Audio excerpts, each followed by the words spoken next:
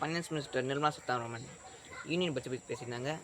அதை பற்றி வீடியோ பார்க்கலாம், அங்கே போகலாம். பார்த்தீங்கன்னா 12 lakhs கீழே அவங்களுக்கு நோ இன்கம் டேக்ஸ். பார்த்தீங்கன்னா மேக்னாட் போர்ட் இது பீகாரில் செட் பண்ணு, அதுக்கு சில பட்ஜெட்டை ஒதுக்கி வச்சுக்கிறாங்க. பார்த்தீங்கன்னா ப்ரௌன்ஃபீல்ட் ஏர்போர்ட்னா அது இல்லை, பேஸ் இண்டஸ்ட்ரியல் இது இருக்கிறதுலாம் எடுத்துகிட்டு பட்னா ஏர்போர்ட்ஸை எக்ஸ்பேண்ட் பண்ண போகிறாங்க. அதுக்கு சில பட்ஜெட்டை ஒதுக்கி வச்சுக்கிறாங்க. நேஷ்னல் ஃபுட் டெக்னாலஜி வந்து பீகாரில் உருவாக்கப்பட போகிறாங்க. அது சில பட்ஜெட்டில் யூனியன் பட்ஜெட் ஒதுக்கி.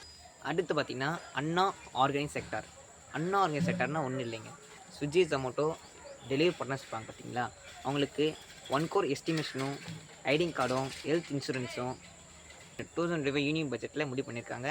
ஐஐடி பட்னா பீகாரை எக்ஸ்பேண்ட் பண்ண போகிறாங்க. அதுக்கும் சில பட்ஜெட்டை ஒதுக்கி வச்சுக்கிறாங்க.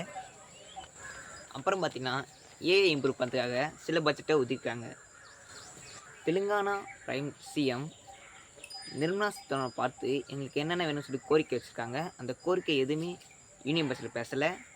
இப்போ போட்ட பட்ஜெட் எல்லாமே எந்த ஸ்டேட்டுக்கும், தமிழ்நாடு, கேரளா, ஆந்திர பிரதேஷ், தெலுங்கானா எந்த ஸ்டேட்டுக்கும் இல்லை, எல்லாமே பீகார் ஸ்டேட்டுக்கு போட்டிருக்காங்க. ஏன்னா பீகார் ஸ்டேட்டுக்கு எலெக்ஷன் வரப்போகுது. அது யூனியன் பட்ஜெட் இல்லை, பீகாரோட பட்ஜெட்.